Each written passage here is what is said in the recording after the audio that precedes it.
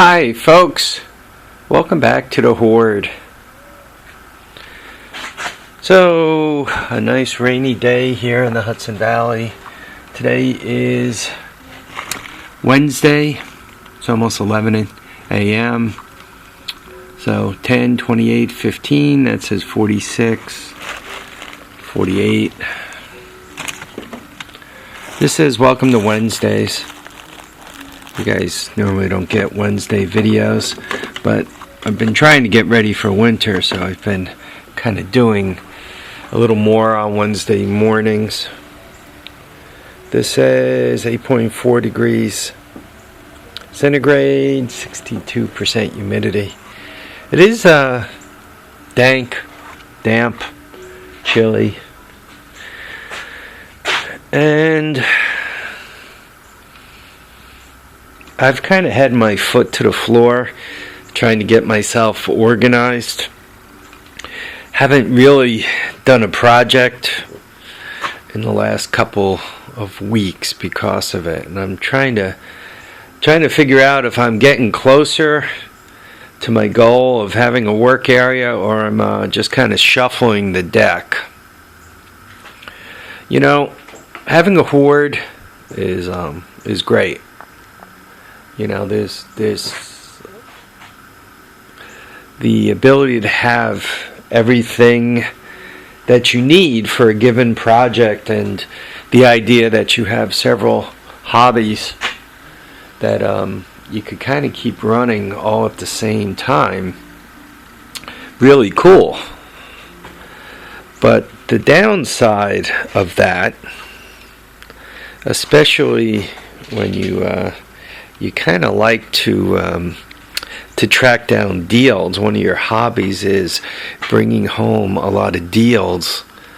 Is suddenly you find yourself overwhelmed. And if I had to describe what I feel, I think I would go there.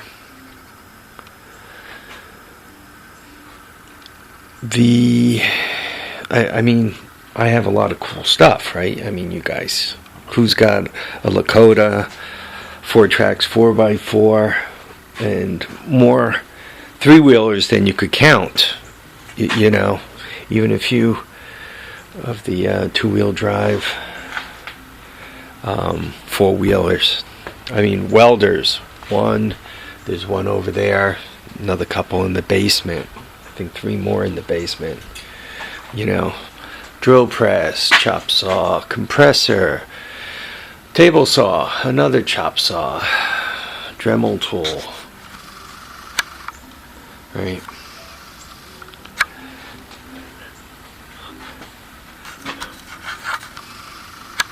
There are 4 grinders lined up there, and there's got to be at least another half dozen, if not dozen, floating around.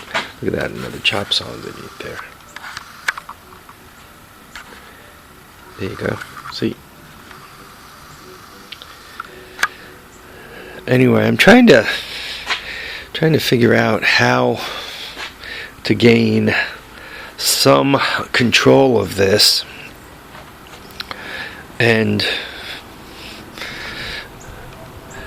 you know, be working through the winter.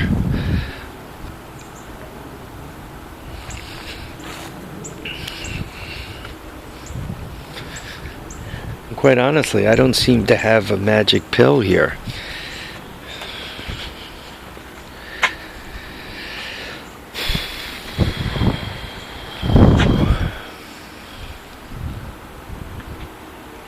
This stuff, when it's running, has quite a bit of value.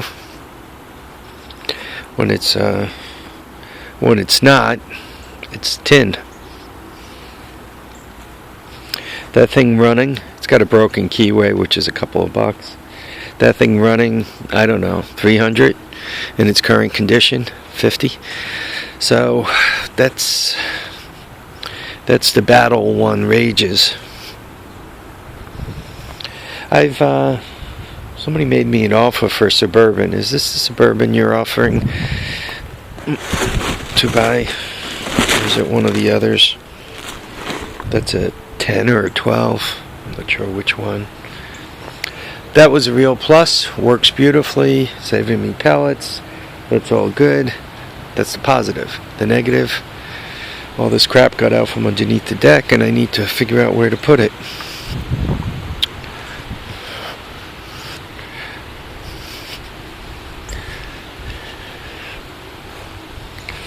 This has been a big,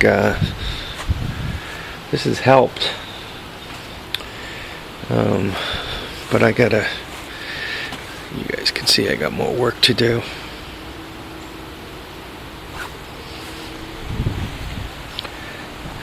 What helps me as I'm trying to organize myself is if I kind of walk about a little bit, I kind of see what I have and where I'm going and what I'm doing.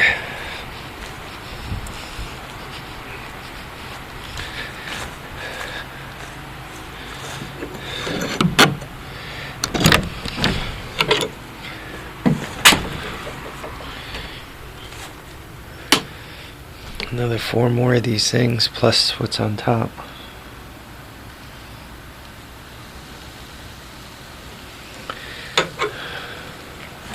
I do have some plywood in here.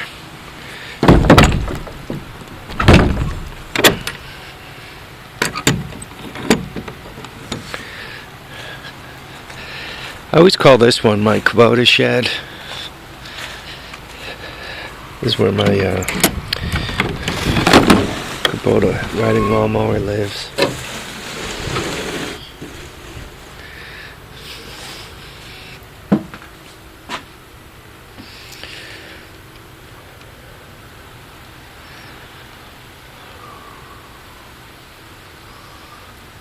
There's some space there. There were 4 tires for my son's car that moved out. I guess I just have to like that rack there, that whole pile really has no use. I should just get it out of there and move some more tires on, figure out what tires are good and keep them, figure out which ones I'm not going to do anything with, and get them in here or elsewhere.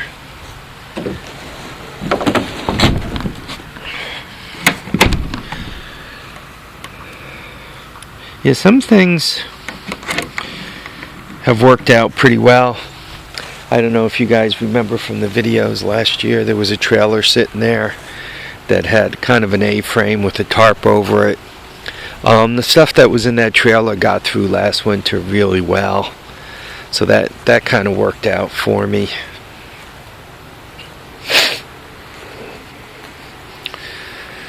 That's one of them Chinese quads.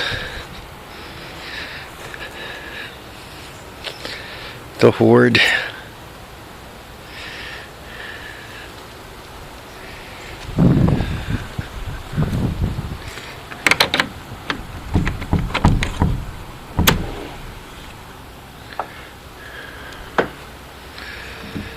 I always kind of call this the engine shed, because that's mostly what's in here.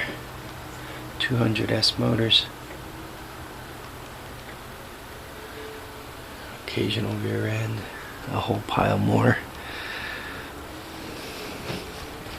A lot of the engines on top here run. I do have some more space in here. Mistakes I've made. And this one is kind of 2 big mistakes I made when I built the upper garage, and really big mistakes. You could say, oh, you built a 24 by 24 garage, how is that a mistake? Well, 24 by 24 is perfect for pulling 2 cars through, right? That worked out beautifully. But the big mistake I made is that the garage wasn't longer this way. if it were just even 6 foot longer, there would be no need for this whole carnival here. This garage would have the wall built in with all the stuff in there. If that were the case, now these two could be just working areas, and there could be shelves, and on those shelves, well, below could be running trikes and quads that you pull right out, and on top could be stuff I'm working on. And I could have perhaps rigged up a hoist for lowering them up and down. With the 24 by 24, you don't have that option. So that was first big mistake. Second big mistake was putting this box here. If I had to do all over again, once again, it would have been wider. Then I would have had a good sized lean-to off the back. And a lot of this crap could be in the lean-to rather than loose. They could be at ground level. Putting stuff on trailers, the problem is you got to lift the stuff up to put it on the trailer. And once it's on the trailer, when it's time to do anything with it, you got to lower it down. Sounds trivial until there's snow on the ground. How do you lift crap up with snow on the ground? How do you put it down?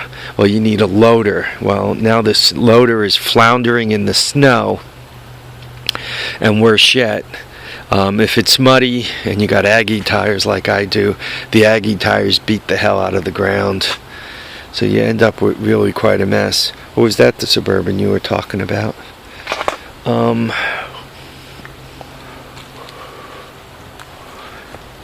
Anyway, I hope you guys are enjoying the tour. Normally when I take folks for a walk like this, they always have more questions.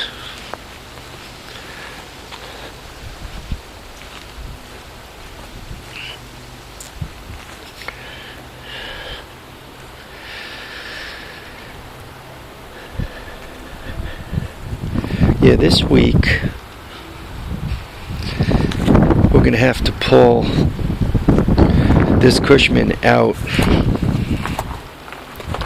to finish up.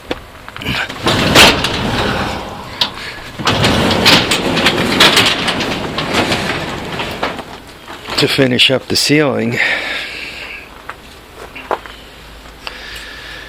And it's going to loosen up a whole bunch of new stuff, eh?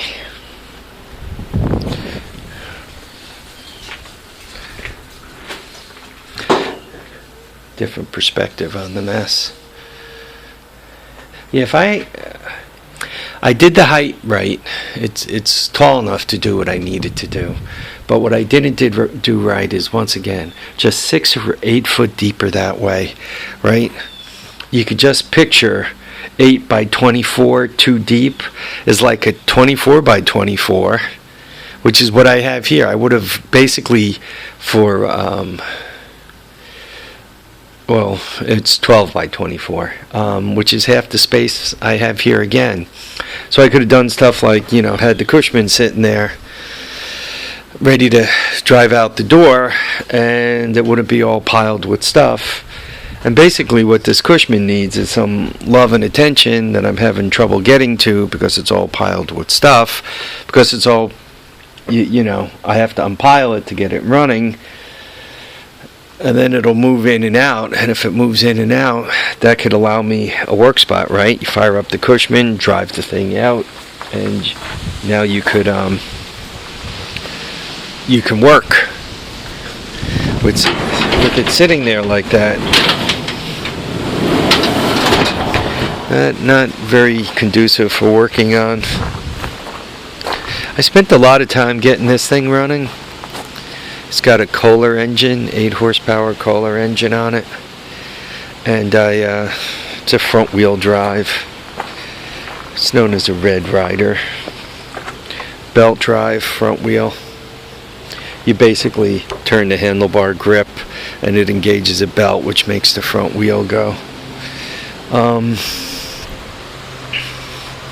Anyway, I put a Honda 70 carburetor on it, or a 200cc Honda carburetor on it. Got it running.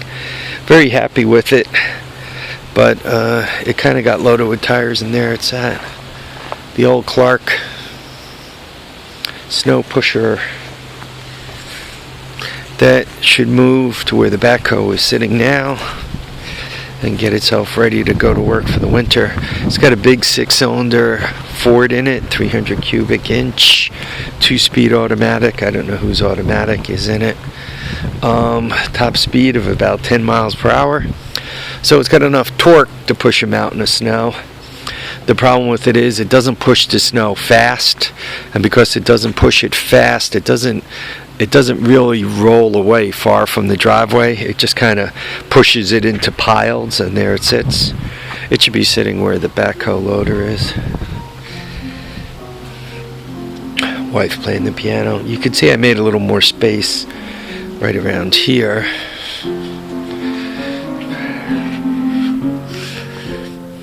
Right now there's two of the ATC 200 styles in here. There's 2 snow blowers back there.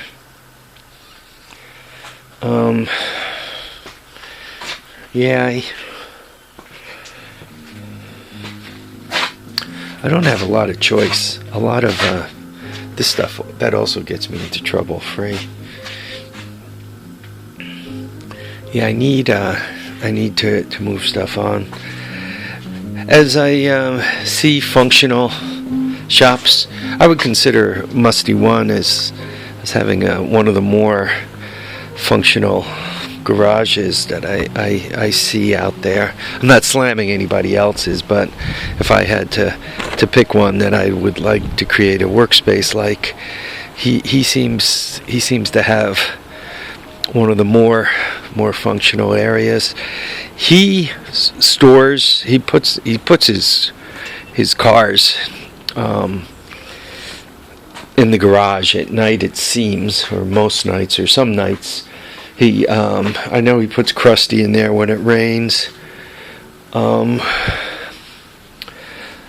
which is perfect. If you're always pulling a vehicle in and out like that, you have a tendency to get rid of Klingons, right? Get rid of stuff that stays behind,